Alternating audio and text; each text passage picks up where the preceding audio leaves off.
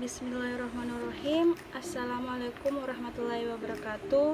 Alhamdulillahirabbil alamin. Wassalatu wassalamu ala asyrafil anbiya'i wa mursalin sayyidina wa maulana Muhammadin wa ala alihi washabihi ajmain, amma ba'du. Sebagai hamba Allah yang beriman, marilah kita panjatkan puji dan syukur kehadirat Allah Subhanahu wa Ta'ala yang telah memberikan kekuatan, kesehatan lahir dan batin kepada kita semua sehingga kita dapat berkumpul di tempat masing-masing. Pertama-tama saya akan memperkenalkan diri. Perkenalkan, nama saya Tiara Octavia Syarifuddin, Stambuk 040-2019-0353, asal mahasiswa Universitas Muslim Indonesia Makassar, Fakultas Hukum, Angkatan 2019. Pada kesempatan kali ini saya akan membahas pertanyaan dari Bapak Dr. Hardianto Janggi SH.MH dengan materi kode etik profesi. Langsung saja ke intinya. Pertanyaan yang pertama, pada menit keberapa pada video tersebut penjelasan tentang hakikat kode etik, tujuan kode etik, fungsi kode etik, dan rahasia profesi?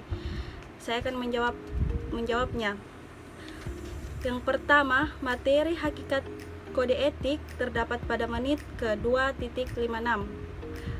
Yang kedua, materi tujuan kode etik terdapat menit ke-7.36. Yang ketiga, materi fungsi kode etik terdapat pada menit 10.35. Dan materi terakhir, materi rahasia profesi terdapat pada menit ke-17.40. Langsung saja pertanyaan kedua. Apakah makna yang terkandung pada hakikat kode etik? Makna yang terkandung pada hakikat kode etik yaitu pertama-tama kita harus mengetahui apakah kode etik itu. Kode etik itu adalah suatu tuntutan, bimbingan, pedoman moral atau kesusilaan dalam suatu profesi yang disusun oleh para anggotanya dalam menjalankan profesinya.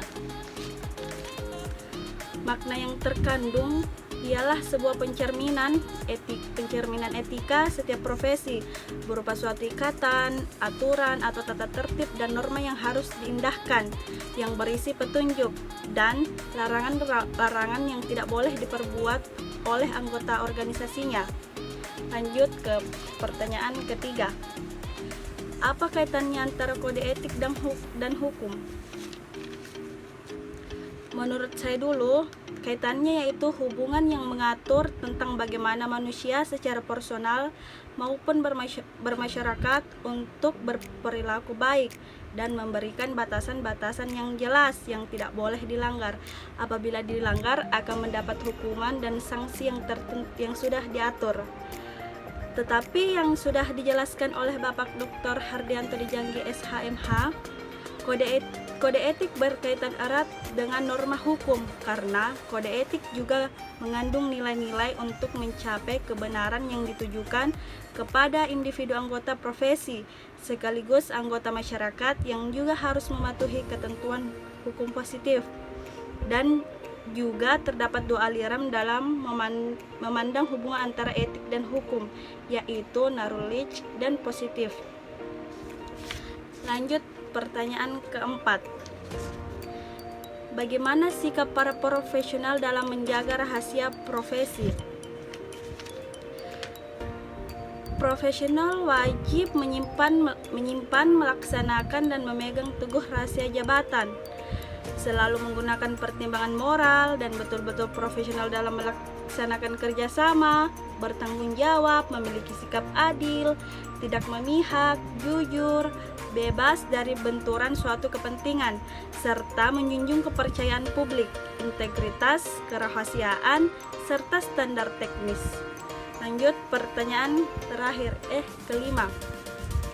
Mengapa kode etik menjadi hal penting bagi para pengembang profesi? Kode etik sangatlah penting dibutuhkan dalam berbagai bidang, sebab dipergunakan untuk membedakan mana baik dan mana buruk, atau apakah perilaku profesi tersebut bertanggung jawab atau tidak. Agar profesi dapat berjalan dengan benar, maka perlu diikat dengan suatu norma tertulis. Itulah disebut kode etik profesi. Kode etik profesi dapat menjadi penyeimbang segi negatif dari suatu profesi, sehingga kode etik seperti kompas yang menunjukkan arah moral bagi suatu profesi dan sekaligus juga menjamin mutu moral profesi itu di mata masyarakat.